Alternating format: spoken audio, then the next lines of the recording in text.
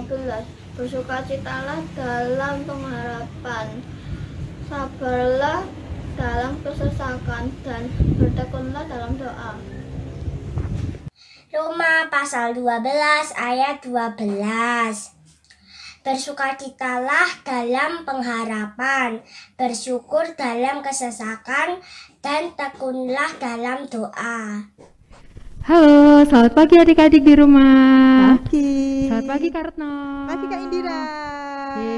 Jumpa lagi nih sama aku, Kak Indira, dan temanku siapa? Kak Retno tentunya. Ya, senang banget nih pagi ini kita boleh kembali mengikuti ibadah sekolah minggu. Adik-adik di rumah udah siap kan? Sudah siap, Kak. Yuk kita mulai sekolah minggu pada pagi ini. Sebelumnya kita mau berdoa dulu ya. Kak Indira akan pimpin kita dalam doa. Mari kita berdoa. Tuhan Yesus yang sungguh baik, kami mengucap syukur karena Engkau telah menyertai kami hingga pada pagi ini ya Tuhan. Ya Bapa, sebentar lagi kami akan memulai ibadah sekolah minggu. Kiranya Engkau menyertai kami dari awal, pertengahan hingga akhir. Terima kasih Tuhan, hanya di dalam nama-Mu kami telah berdoa dan mengucap syukur. Haleluya, amin. Ya, amin. Yuk adik-adik, kita memuji nama Tuhan ya. Bangkit berdiri semuanya. Setinggi-tingginya langit, itulah kasih Tuhan yang tidak dapat diukur. Bahkan dalamnya lautan, lebih dalam lagi kasihnya Tuhan Yesus ya. Yuk.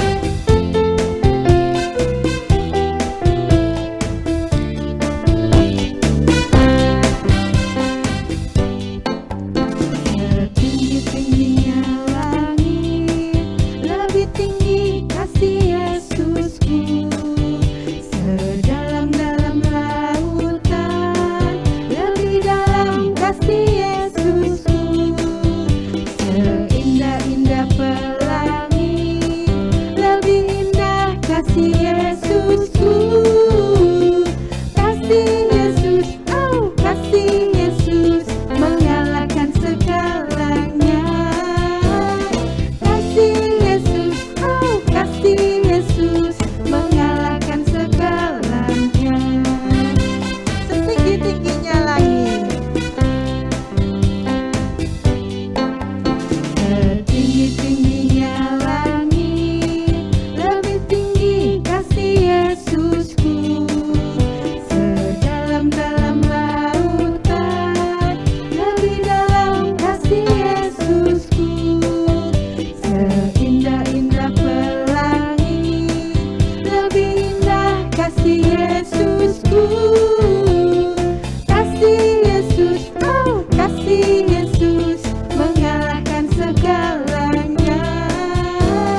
Kasih Yesus, oh kasih Yesus, mengalahkan segalanya. Kasih Yesus, kasih Yesus, oh kasih Yesus, mengalahkan segalanya. Kasih Yesus, oh kasih Yesus, mengalahkan segalanya.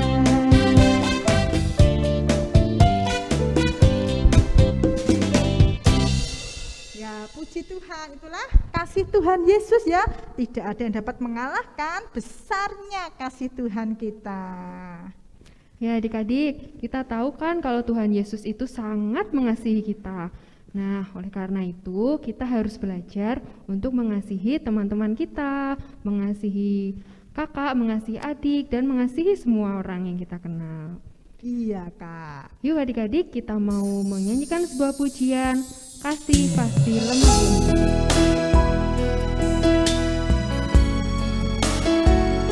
Ajarilah kami Tuhan untuk hidup penuh kasih seperti Engkau mengasihi kami.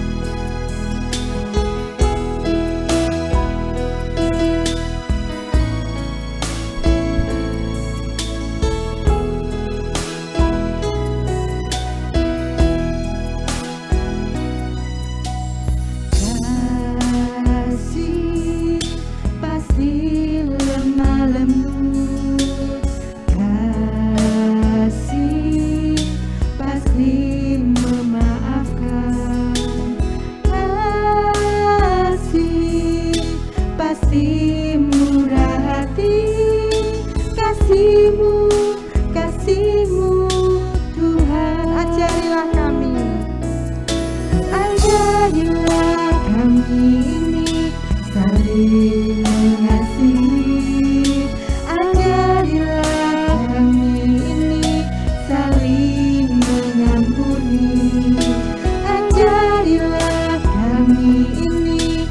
kasih-Mu ya Tuhan, kasih-Mu kudus tiada batasnya.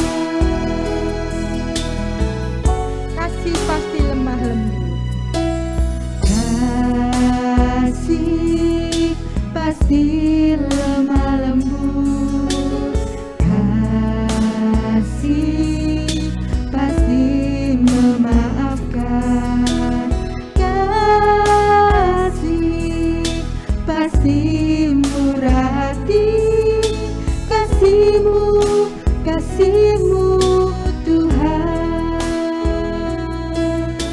Ajarilah kami ini saling mengasihi, ajarilah kami ini saling mengampuni, ajarilah kami ini kasih-Mu ya Tuhan, kasih-Mu kudus tiada batasnya, kasih-Mu kudus tiada batasnya.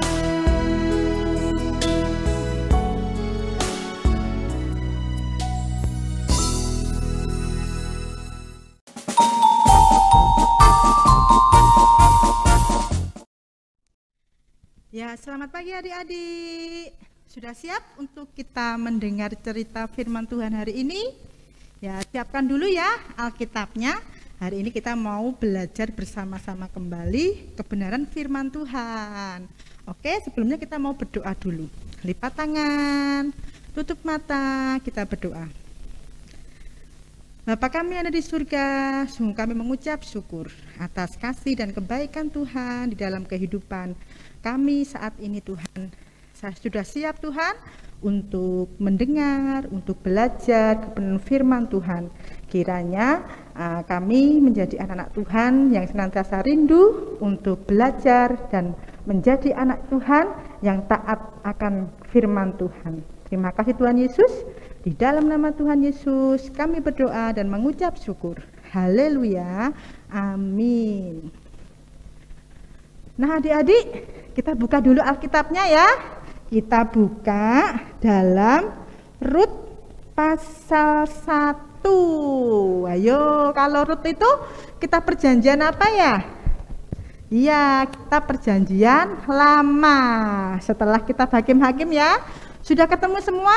Kita Rut 1 pasal 1 ayat yang ke-14 hingga 18. Kita baca sama-sama dulu ya. Rut 1 ayat 14. Menangis pula mereka dengan suara keras. Lalu Orpa mencium mertuanya itu, minta diri. Tetapi Rut tetap berpaut padanya. Berkatalah Naomi, telah pulang iparmu kepada bangsanya dan kepada para allahnya. Pulanglah mengikuti iparmu itu. Tetapi kata Rut, janganlah desak aku meninggalkan engkau dan pulang dengan tidak mengikuti engkau. Sebab kemana engkau pergi, ke situ jugalah aku pergi. Dan di mana engkau bermalam, di situ jugalah aku bermalam. Bangsamulah bangsaku, dan Allahmulah Allahku. Di mana engkau mati, aku pun mati di sana. Dan di sanalah aku dikuburkan. Beginilah kiranya Tuhan menghukum aku, bahkan lebih daripada itu, jikalau sesuatu apapun memisahkan aku dari engkau, selain daripada maut. Ketika Naomi melihat bahwa Rut berkeras untuk ikut bersama-sama dengan dia, berhentilah ia berkata-kata kepadanya. Ya adik-adik, saat itu terjadi bencana kelaparan yang sangat hebat di tanah Israel. Sudah lama hujan tidak turun sehingga banyak tanaman yang mati. Bahkan tanaman gandum pun ikut mati ya, dan juga tanaman-tanaman pangan lainnya, sehingga masyarakat Israel tidak bisa memanen hasil pertaniannya ya, sehingga timbullah bencana kelaparan yang hebat di tanah Israel. Nah, di antara masyarakat atau penduduk Israel, ada sebuah keluarga. Keluarga dari Bapak Elimelek. Mereka tinggal di kota Bethlehem, Yehuda.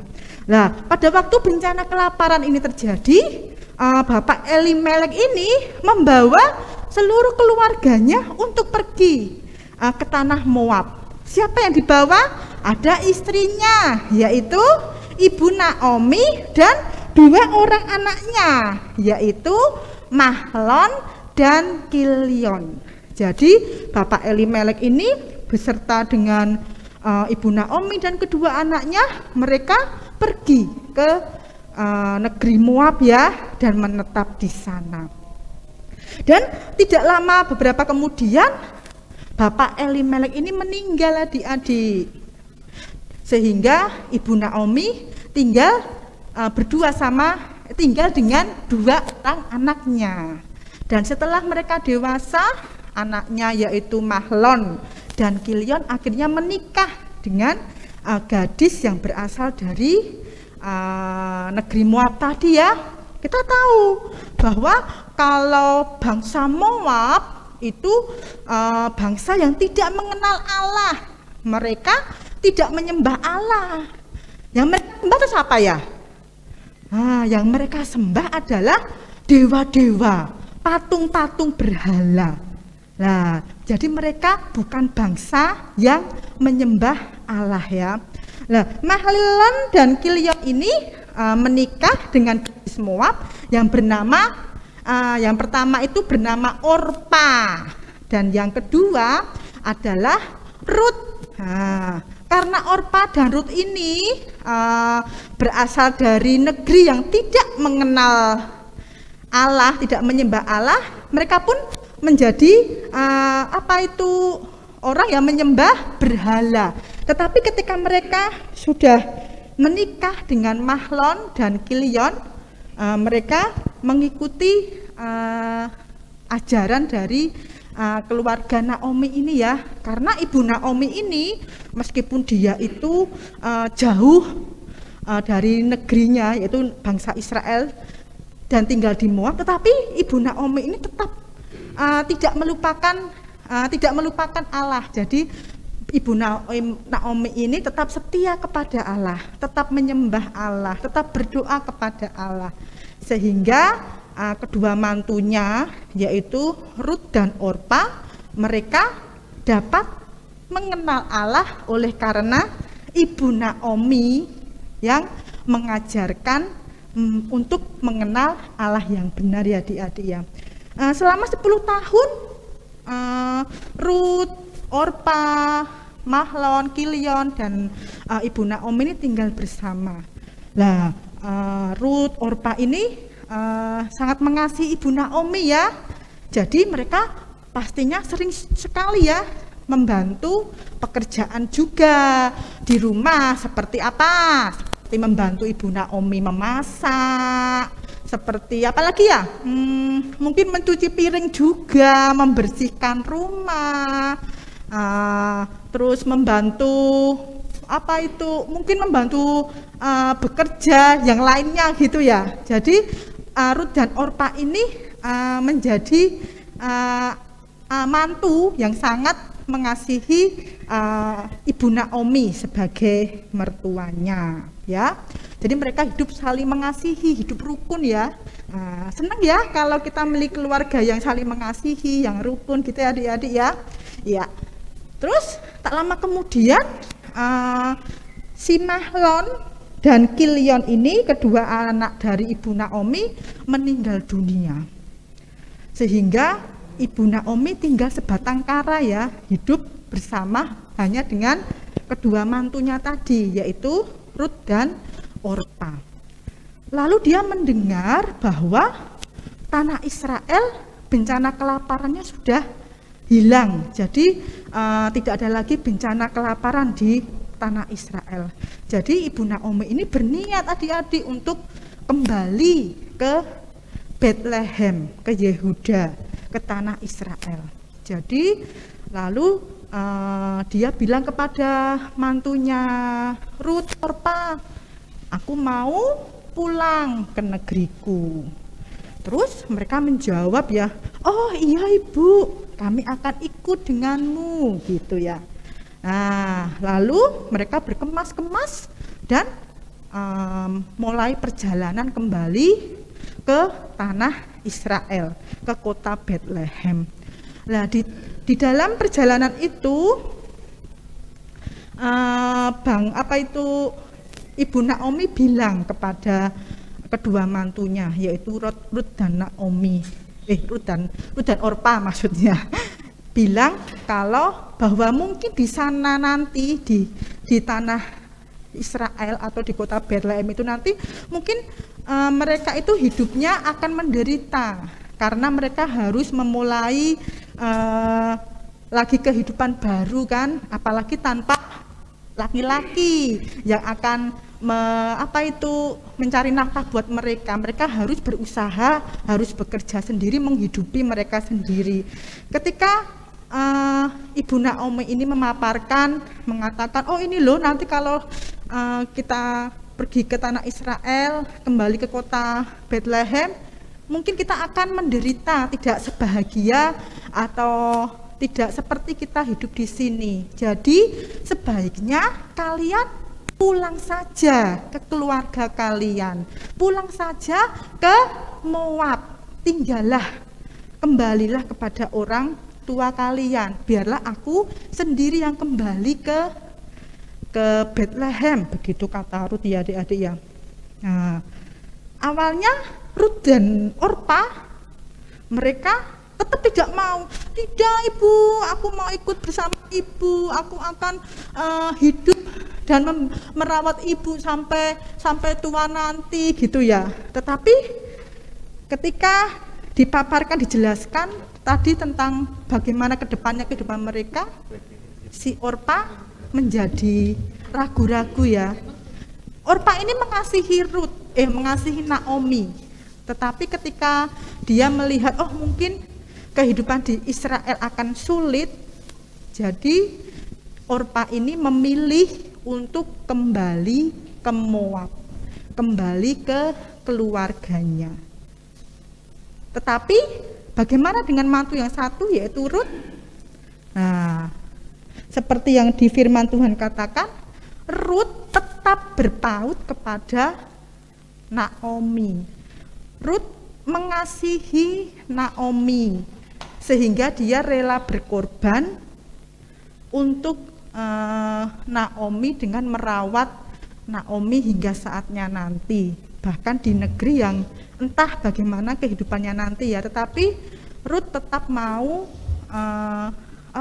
ikut dengan Naomi. Seperti dikatakan dalam ayat 16, sebab kemana engkau pergi, ke situ jugalah aku pergi, dan di mana engkau bermalam, di situ jugalah aku bermalam. Bangsamulah bangsaku, dan Allahmulah Allahku. Jadi Rut sangat mengasihi Naomi, bahkan dia rela berkorban dan meninggalkan semua yang ada di Moab, dan dia mengikuti Naomi untuk pergi ke tanah Israel. Bahkan dikatakan Allahmulah Allahku.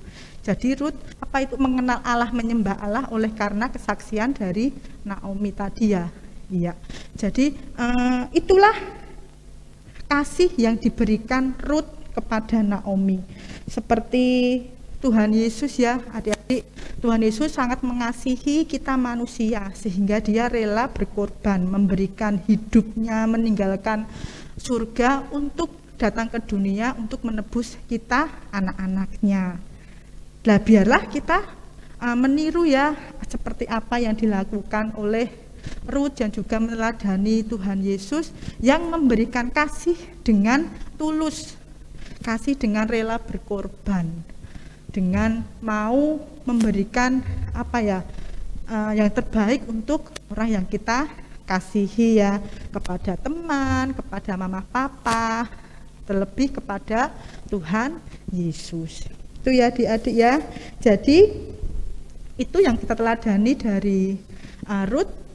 Dia memiliki kasih yang besar dan dia rela berkorban untuk Naomi.